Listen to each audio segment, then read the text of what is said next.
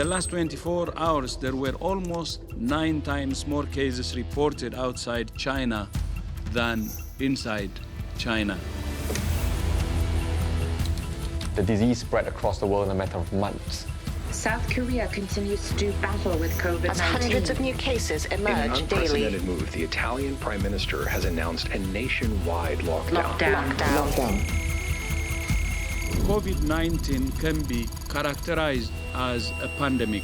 The situation in Iran is becoming As the critical. death toll passes 1,000 The people. World Health Organization has called for global As it warns that the coordination. COVID-19 pandemic is accelerating. In Singapore, the number of infections was going up to quite worrying levels. Singapore too has seen its number of cases more than quadruple in The just 3 rise in new weeks. cases shows no sign of slowing down. We followed textbook description of contact tracing, but this virus didn't confine itself to textbook instructions. As the numbers became bigger, we were not able to keep a lid on it because the virus was outgunning the contact tracing team. A new study suggests that people can be infected with the coronavirus without displaying any symptoms.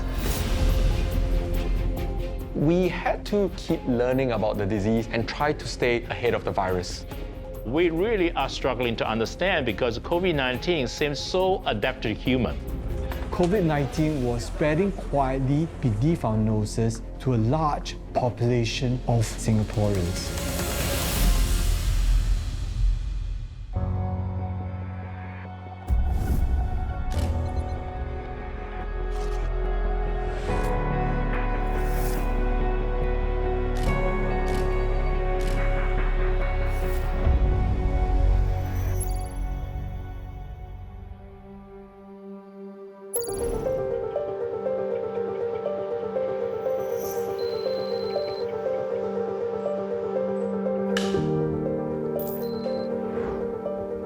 It is always easy to say that certain policies could have been done at this time or at that time, but hindsight's always 2020.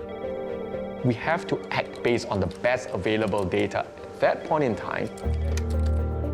But I think it's most important to be aware that the evidence changes across time. In the early phases of the disease, there were a lot of things we didn't know about how the disease transmits.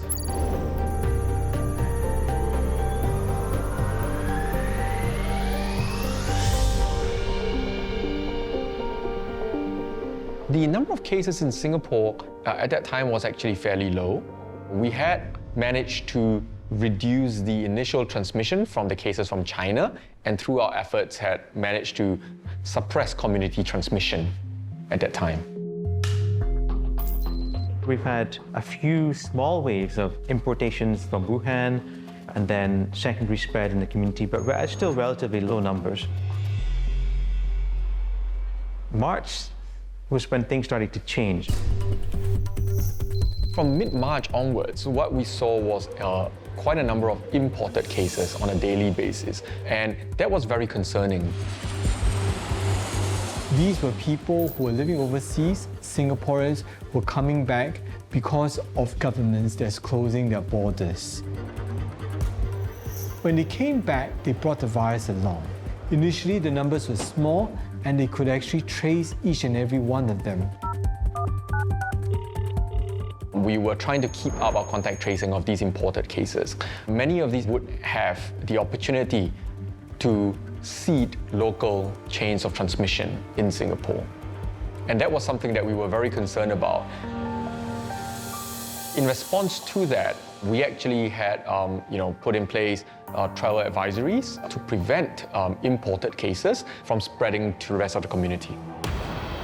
The government has today announced that all arrivals into Singapore will be required to self-isolate for a full 14 days. One of the problems that Singapore and other countries faced was deciding how we would implement quarantine. One would be to have dedicated quarantine facilities. This was an approach that some other countries went into quite early on.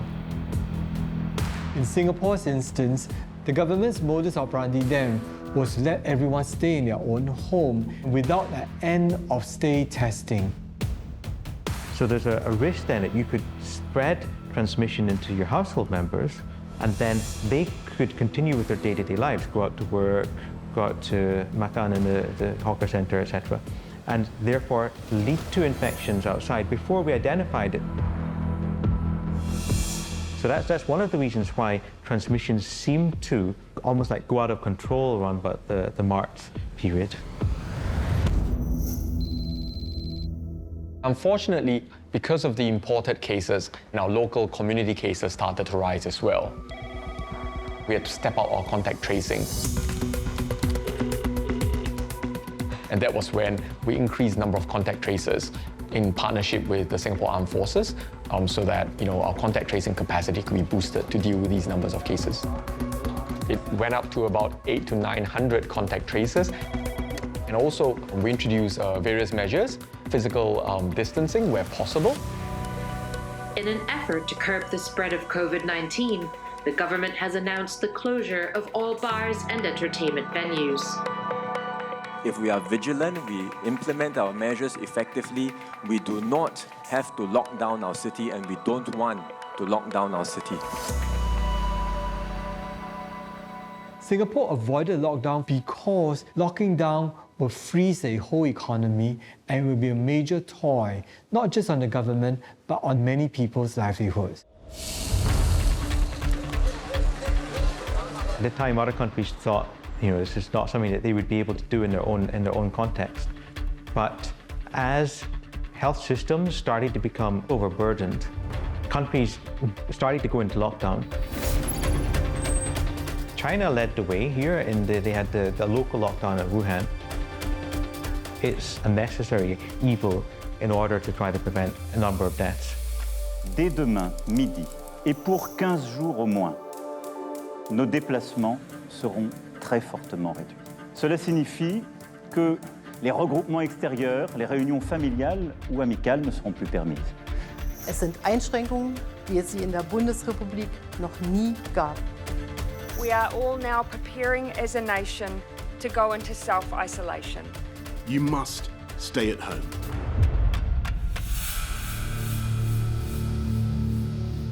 Lockdowns of such massive scale has actually not been hitherto used for, I think, disease control in, the sort of modern era. It was almost like crazy, because it had never been done. Since the outbreak of the new coronavirus, people all over the world have begun panic and buying. hoarding essential products. Social distancing. It's hilarious. Still empty. I just want one pack.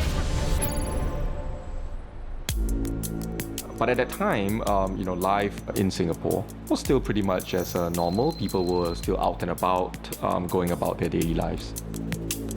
Many Singaporeans trusted the government, and in turn, they expected the numbers to remain small. Compared to many other places, Singapore had the ingredients for successful contact tracing.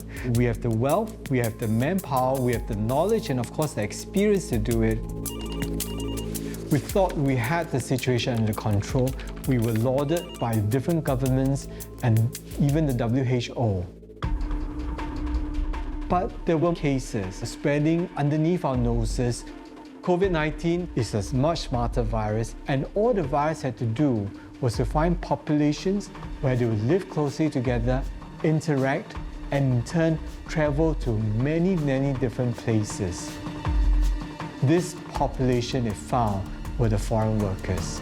Singapore has seen an alarming spike in cases of COVID-19. Many of those infected are reportedly foreign workers. With cases mounting, the country's contact tracers are racing to trace the source of these new outbreaks. Unfortunately, the virus has outwitted us.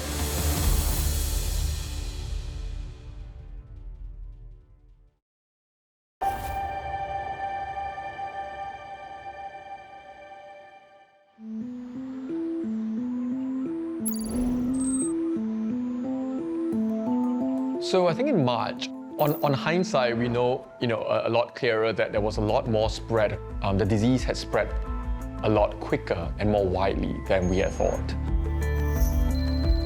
3 new COVID-19 clusters were announced today by the Ministry of One Health. cluster has been identified as a foreign worker dormitory. A significant outbreak within the migrant worker dormitories could quickly become uncontrollable. So who are these migrant workers? Many of them are doing manual work, like in construction or in the marine industry, for example. So one of the first known cases among migrant workers in Singapore was case 42, a 39-year-old Bangladeshi national who was a migrant worker. And he developed symptoms in early February.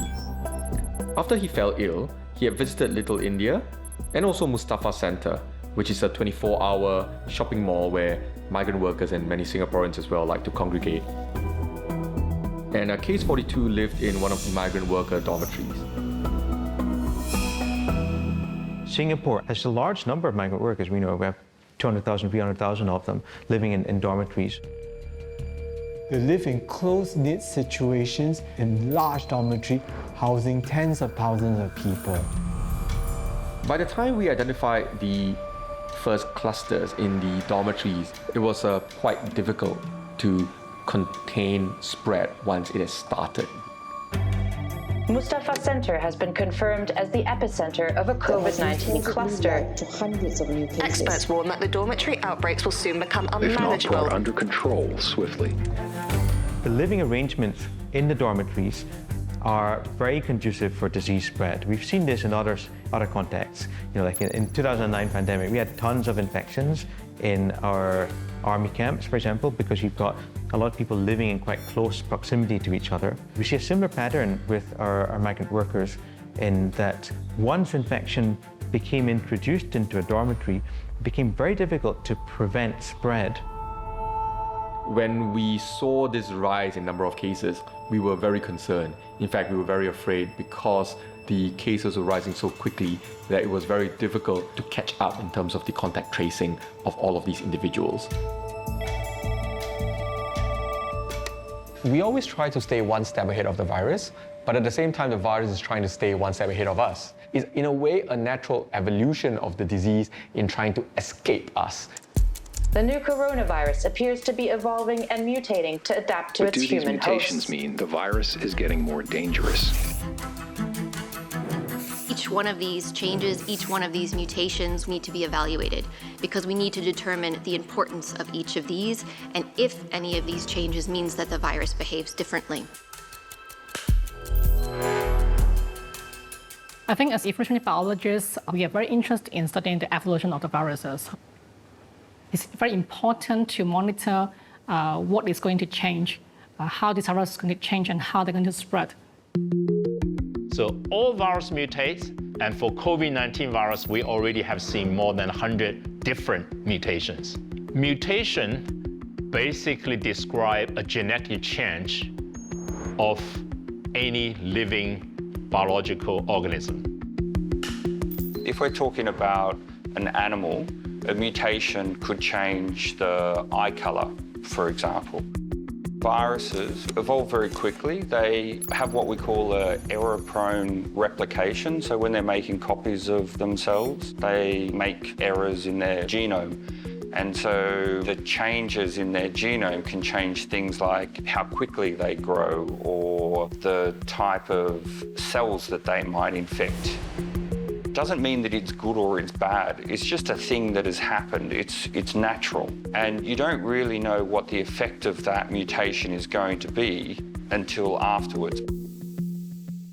During the beginning of the pandemic, the viruses are very similar to each other. So we don't really observe obvious mutations. After a month of the pandemic, we see mutations happening on the spike protein. A unique feature of this COVID-19 is that it works like lock and key. The spike protein, it looks like a key, okay? And then the whole cell is like the lock, basically. And the virus had to design a special key to infect to a human host. And these viruses, they have a bit of changes in the spike protein, which means the viruses can modify the key that is better to unlock the door of the host. So for the gene mutations on the spike protein, they find these viruses seems to have more infections compared to the other circulating viruses. So if you let the virus to mutate in a new host, generally speaking, they mutate toward the direction become less virulent, but more transmissible. That's to their advantage, right? If they can infect every individual in a population, but does not kill any of them, then the virus is happy. They can continue replicating and transmit forever. Virus does not want to kill the host. Evolutionarily, that's not an advantage. However, there's always concern that a new disease will acquire the characteristics that will allow it to spread very quickly and at the same time be very severe, and that's what we're concerned about. For example, the 1918 influenza pandemic, commonly known as the Spanish flu, was first detected in the United States in early 1918 and was subsequently detected across Europe, and by the first quarter of 1918 had spread to many countries across the world. That was the first wave of that pandemic.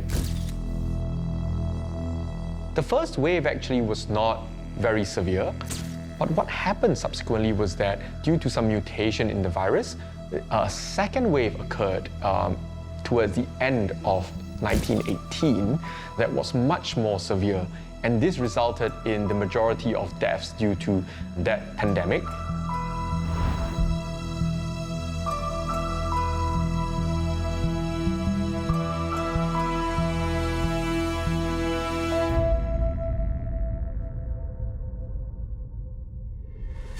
The second wave of the Spanish flu, being so much more severe than the first wave, is also something that we are always mindful of, that a disease can actually mutate into a more severe form.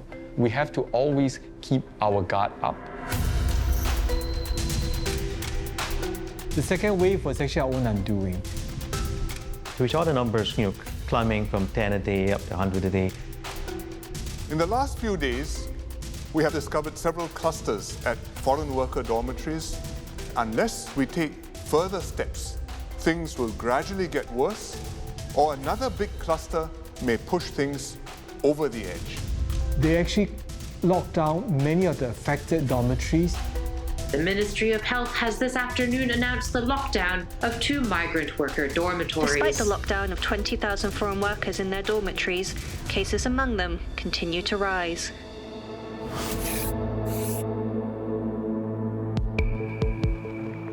In a setting like a dormitory, where you may have 100 men in the dormitory all the time, of course you're going to end up with greater transmission potential. Right? We can stop them from spreading out, but within that setting, there's no way to prevent contact between each other. The workers are, of course, told to measure their temperature, and if they have any symptoms, to sound out so that they can be given appropriate medical care. But it is not a foolproof tool, because many COVID-19 cases do not have fever or may be asymptomatic. Asymptomatic shedders refer to people who never develop any symptoms at all. These patients got this virus from nowhere. But they could be shedding the virus and could potentially pass on the disease to other people. This has huge implications. It would really be as if an alien was inside us and we didn't even know. We will go out and work and we'll be shedding the progeny of the aliens to the people we meet. We did have the suspicion that asymptomatic cases may be driving some of the transmission that we are seeing. A range of figures have been quoted for asymptomatic shedders, but most authorities believe that to be about 40 to 50%. The number of asymptomatic transmitters are very important. Look at the country statistics. If you want to look at the full numbers, double that. This will be asymptomatic and symptomatic. And that's with the assumption that you caught all the symptomatic individuals. We really need to understand the virus better to control the current pandemic. The problem with dealing with a completely new virus is that often you don't have much data about the virus. A lot of information is going to be preliminary accounts, and they may or may not be an actual reflection of how the virus pans out in the future. The key to any infection control is to find the source. The big question is, where did this new coronavirus come from? Most scientists say nature, but there are others who choose to go with something a little more conspiratorial. The most common conspiracy theory that it was purposefully released from a laboratory. The craziest one is that to say it's a man-made virus. Look, it came out of China. Something happened. Somebody was stupid. You're laying 5G. You know that kills people. When they turn this on, it's going to kill everyone, and that's why they're building the hospitals. Another one that's even crazier was it was designed in the USA, entered into China on an espionage mission, deliberately released at the seafood market. My kudos to them being so imaginative, but unfortunately it doesn't help because we are fighting a real-life virus. I think it's very important to remember that viruses in animals infect humans, and it's not uncommon. It does happen. As we know, some viruses can jump from animal to human. Once they succeed once, they can do this again. So that's why it's so important for us to find the origin and find the reason why they were ready to jump. Tracing of the virus origin is the ultimate form of contact tracing.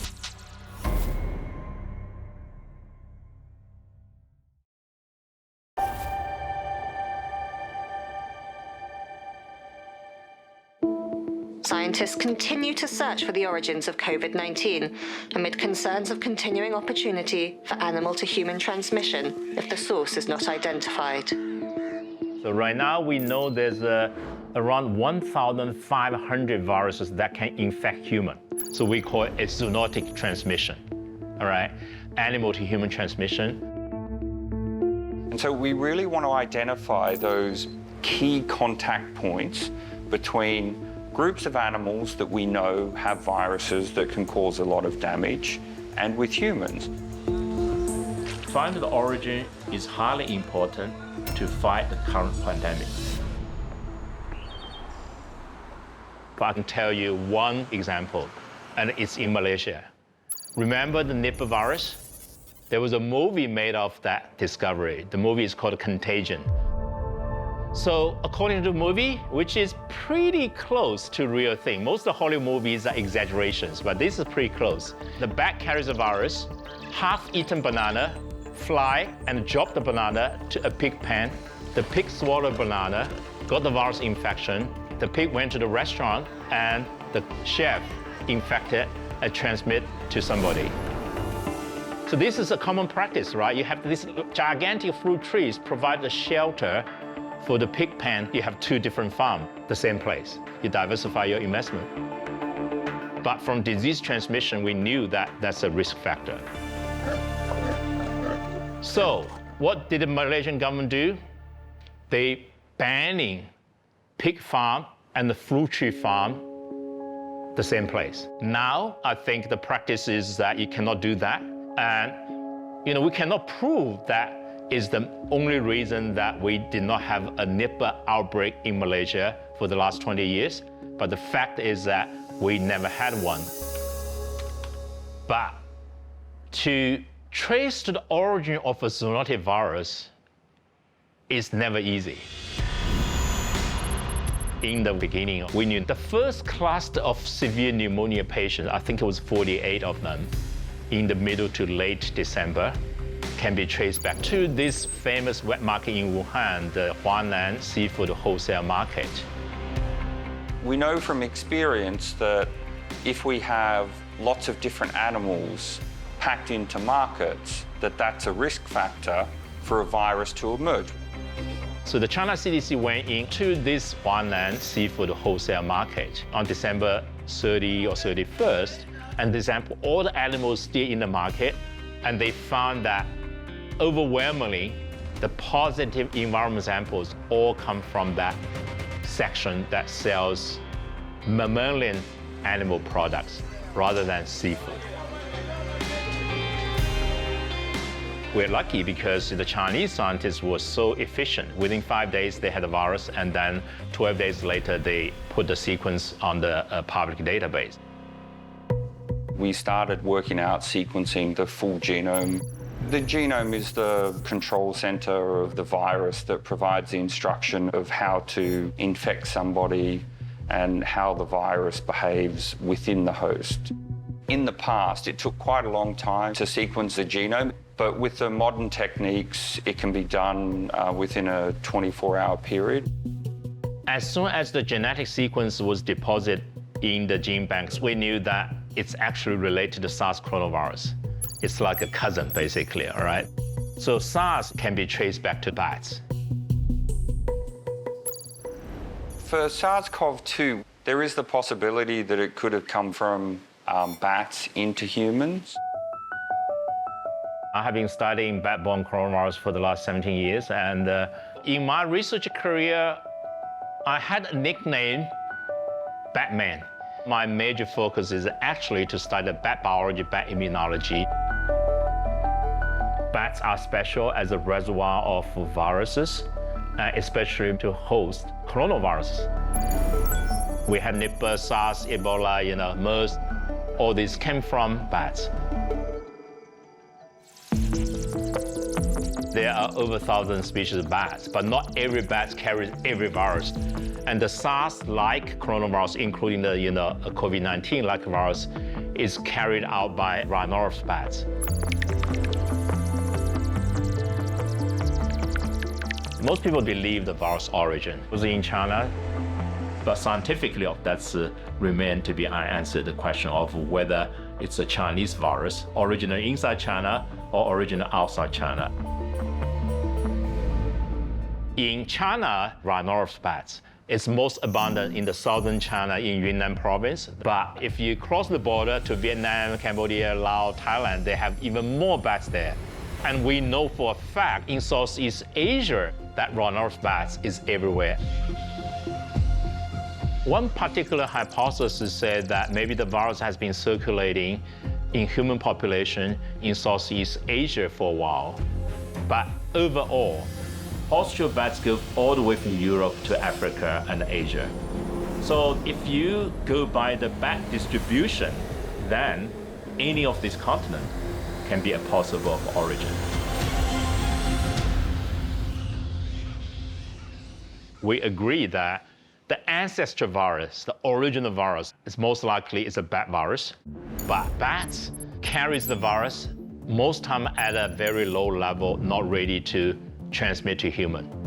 So you have a bat virus evolve, and a jump, not to human, but to another mammal, which have similar cell composition as a human. And then they mutate, they evolve for a few years there, and then they're ready to human. There's always an intermediate animal host that get the virus from bats, amplify, adapting, and then transmitting to human. So that's the missing link right now. And we call this animal X. And we think it exists and played a role, but we don't know which one. Experts across the globe are continuing to search for the origins of COVID-19. Despite increased social distancing measures, cases here in Singapore continue to rise. The daily number of infections was going up from 100 a day to 1,000 a day. The country's coronavirus cases have skyrocketed in recent weeks due to a spike in cases within the migrant worker dormitories. Singapore having previously been lauded globally for our handling of the Dormitories pandemic. have proven to be a weak link in the virus response efforts. I think that the dormitory outbreaks have really been the single biggest challenge that we've faced so far in managing the outbreak. The Singapore government has today ordered the mass testing of all 323,000 foreign workers living in the dormitories. We did so many swab tests in the dormitories, trying to pick up people as early as possible, and then when we identify someone as being infected, to get them out of the dorm into some other setting. We set up Expo and some other sites as kind of like overflows from our hospitals so that we would have space that we could now kind of isolate them from non-infected individuals. That became a real challenge to deal with. The government has announced plans to ramp up testing capacity from 8,000 to 40,000 a day. Singapore is preparing floating hotels to accommodate some of the population of foreign workers living in the dormitories. The only way that we really could have stopped it would have been to have put them all into individual rooms somewhere. The problem is that we don't have enough space to find individual rooms for 300,000 people. To this day, I still don't know how we can try to do that. That's kind of like you're trying to hold the tide out, right? It's just not going to work.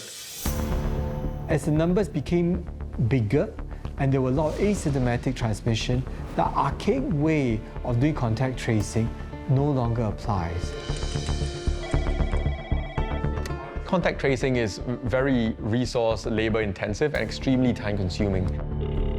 The amount of effort and resources that we put just to contact tracing one case is extremely large. Now, if you multiply that by tens or hundreds of cases, that is a huge task that the contact tracing team faces. We realized that we had to take a different tack. It became inevitable that Singapore had to go into a lockdown.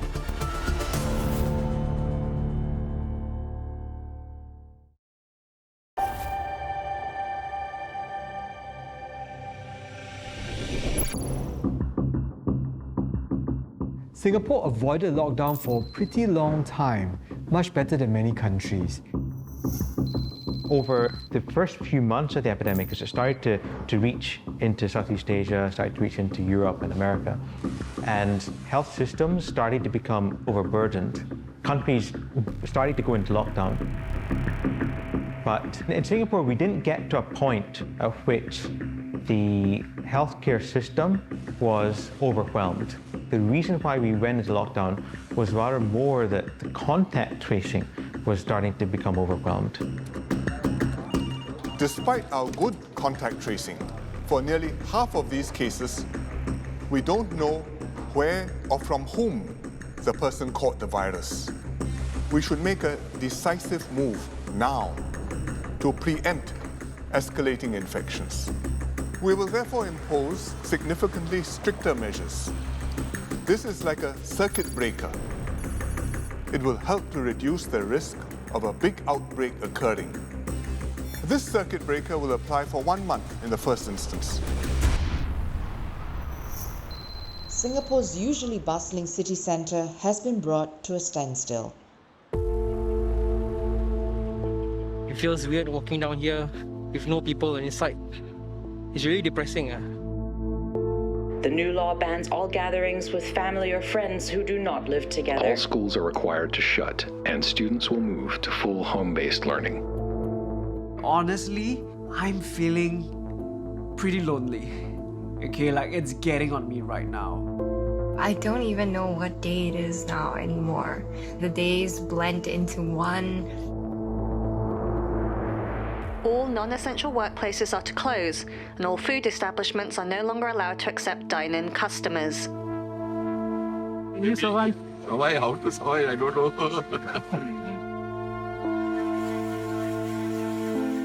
The empty streets, the closed restaurants, no one out at the malls. It was something like I've never experienced before. Singapore is always such a vibrant, cosmopolitan, economy.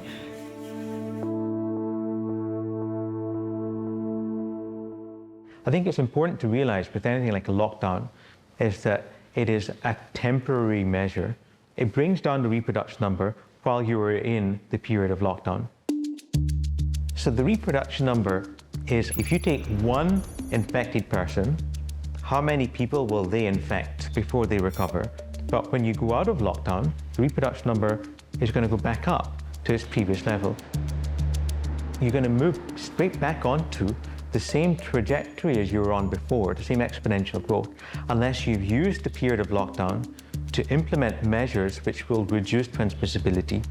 So like by wearing a mask. Wear masks. Wearing of mask. Mask. Singapore didn't have a policy of wearing masks during that time. There was a concern of insufficient masks for the healthcare workers. There was a no mask policy unless you were sick. So this led to a whole debate. There is no specific evidence to suggest that the wearing of masks by the mass population has any particular benefit. WHO recommends the use of medical masks for people who are sick. China gave us the virus, and now we're supposed to put these things on our face. Those masks are going up.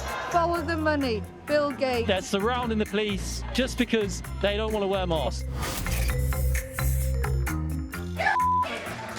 I have a breathing problem. Masks do not have the ability to reduce your oxygen. You have to follow the rules of Singapore. I'm not a person. You're not a person. I'm we the people. If you want to talk, remove your mask and talk. We do not consent to forced mask wearing. Bunch of idiots wearing masks. I'll beat that mask off your face. WHO was saying that mask use had no science backing, and that was correct. But logic was wearing a mask helps. In Singapore, there was a large clamour for masks. Everyone wanted masks. People were hoarding, people were selling masks for huge profits. We saw it in healthcare workers when they wore the mask, they didn't get infected. Hence, you could see the tussle between a community that wanted a mask for themselves, whereas organizations and governments restricted supply and wanted to act on science instead of fear. But the mask policy gave way in the end. The government has announced that it is now mandatory to wear a face mask when outside the home. Failing to do so may result in a $300 fine for the Ministers first have offense. also announced that they will distribute reusable masks to all Singaporean residents. Singapore, WHO, USA, each government in turn asked everyone to wear masks. The basis of it came because of asymptomatic transmitters. You were meeting people who could actually transmit virus. On the other hand, I was an individual that could transmit virus, and by wearing a mask, I could effectively prevent the transmission of virus. It is difficult to anticipate all of this at the very beginning. But I think it's most important to be nimble and to accept that we need to change based on the available evidence across time as well.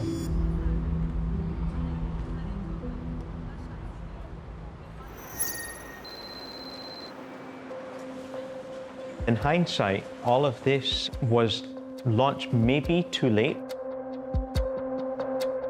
I think early on there was a hope that we could eliminate the virus. I don't think that's feasible anymore. We had that opportunity in February to try to keep the virus contained in our own countries or contained without further spreading. Unfortunately, we lost it. There was a lack of leadership in many countries. We humans couldn't work together, and the virus tore through our ranks. I think the hope for coming out of this pandemic is that we have effective vaccines. Vaccines, possibly the holy grail in actually overcoming COVID-19. One of the advantages of going into lockdown is that we really have bought time for medical advances that will help to save lives going forward. Almost 200 vaccines for COVID-19 are currently in clinical and preclinical testing. The race for vaccines is a collaboration, not a contest. It's in every country's best interest. We sink or we swim together. The speed at which COVID vaccines are being developed is unprecedented. It is incredible that an 8 to 10 year work has been shortened to 1 year. But even after a vaccine is found to be safe and effective, we still have to produce sufficient quantities of it for the entire world, and there's no small feat as well. But also, there have been some discussion of how, tracing the origin of the animal, that so-called animal X, can help vaccine development. If you find that animal X is carrying COVID-19 virus and animal X does not develop disease, for example, then you can study their immune response so our vaccine can target a similar immune response. In terms of what that animal X can be, initially, there was a hype in the media to say a snake, because snake were traded in the same market, and snake can carry coronavirus as well. But, coronavirus are carried by lots of animals.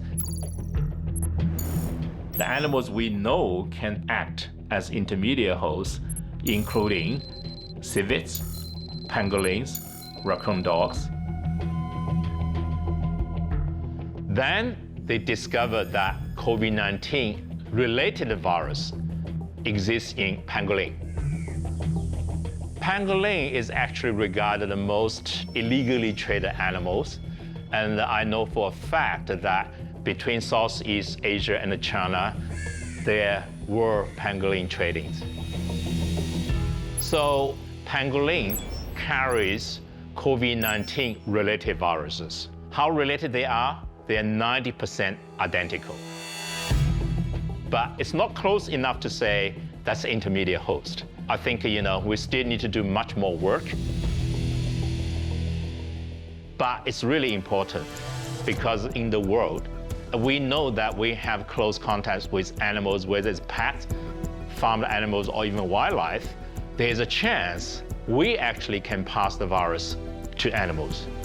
So now there is a new terminology, reverse zoonosis.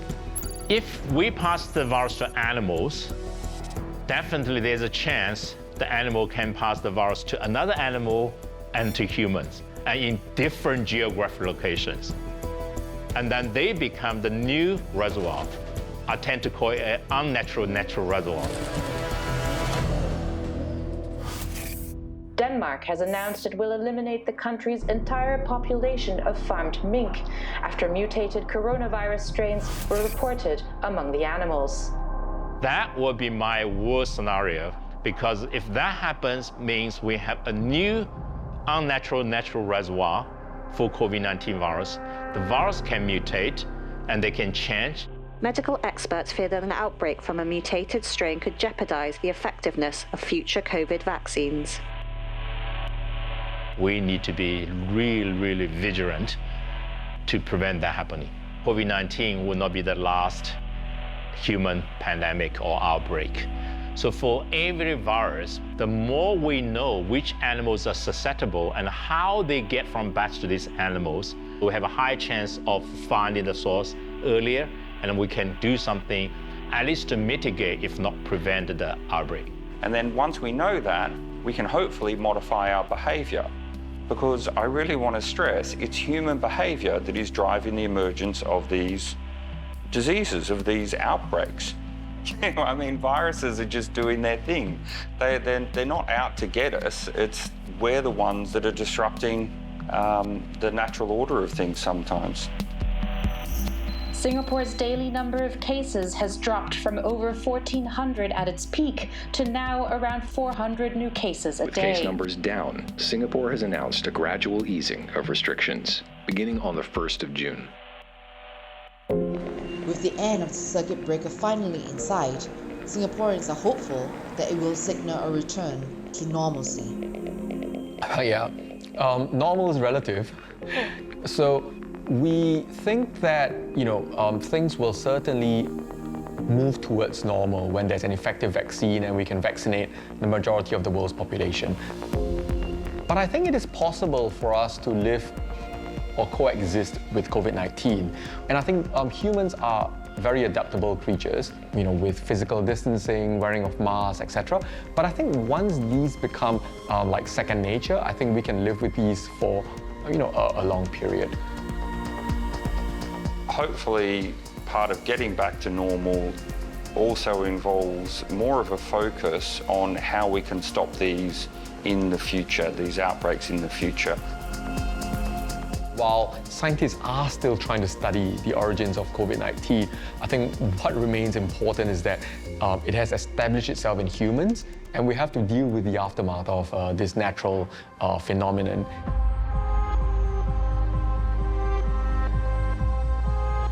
There will always be some individuals, where the vaccine is not fully effective in, and certain populations that are not able to receive the vaccine for whatever reason. So contact tracing will always remain relevant, just probably on a different scale. There will be some challenges that we're not thinking of right now, but I'm still relatively optimistic about what the future holds. The way to overcome this for future pandemics is that we all have to work together. This is the defining global health crisis of our time. The days, weeks, and months ahead will be a test of our resolve, a test of our trust in science, and a test of solidarity.